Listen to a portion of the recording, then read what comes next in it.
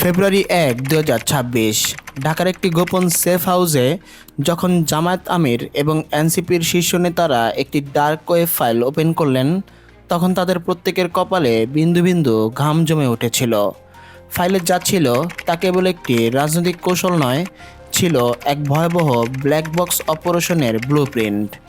আপনি কি ভেবেছিলেন তারেক রহমানের 17 বছরের অপেক্ষা কেবল মানুষের সেবার জন্য, নাকি এর পেছনে লুকিয়ে আছে এমন এক ডার্ক মাস্টার প্ল্যান যা বাস্তবায়ন হলে জুলাই বিপ্লবের কোনো চিহ্নই আর অবশিষ্ট থাকবে না?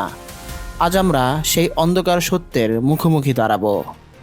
শুরুটা করা যাক গত 25শে ডিসেম্বর থেকে। তারেক রহমান যখন দেশে ফিরলেন, তখন তার হাতে থাকা সেই কালো ব্রিফকেসটি নিয়ে কেউ প্রশ্ন করেনি।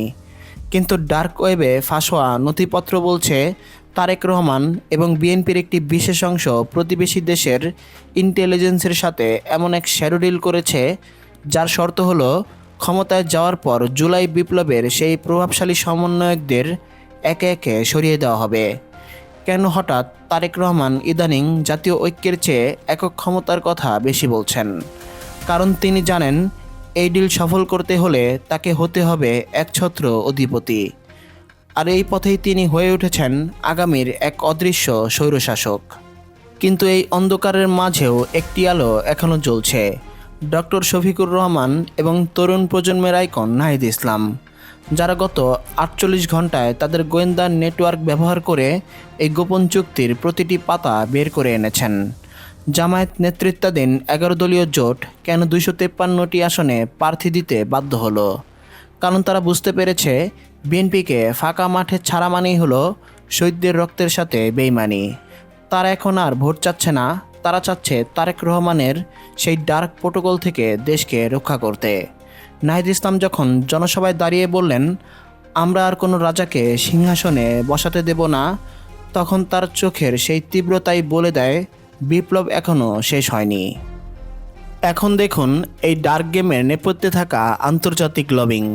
কেন হঠাৎ করে ওয়াশিংটন জামায়াতকে ক্লিন চিট দিয়ে তারেক রহমানের উপর নজরদারি বাড়ালো? কারণ জামায়াত এনসিপি জোট এখন বাংলাদেশের বঙ্গোপসাগরের গভীর তলদেশের খনিজ সম্পদ রক্ষার শেষ দেয়াল হয়ে দাঁড়িয়েছে। অন্যদিকে বিএনপির ডার্ক ডিল অনুযায়ী সেই সম্পদ লিজ দেওয়া হতে পারে কোনো বিদেশি শক্তির কাছে। এটি কি কেবলই ক্ষমতার রাজনীতি, নাকি আমাদের জাতীয় সার্বভৌমত্ব বিক্রির এক বিশাল মহড়া? 12ই ফেব্রুয়ারি কি আমরা ডার্ক ফোর্সের জয় দেখব, নাকি জামায়াত এনসিপি জোটের সেই অকুতোভয় প্রতিরোধের মুখে সব চক্রান্ত ধূলিসাৎ হবে? রাজনীতিতে যারা ভুক্তভোগী সেজে আসে, তারাই কি শেষে ঘাতক হয়ে ওঠে? তারেক রহমানের এই রহস্যময় নীরবতা কি ঝড়ের আগের শান্তি?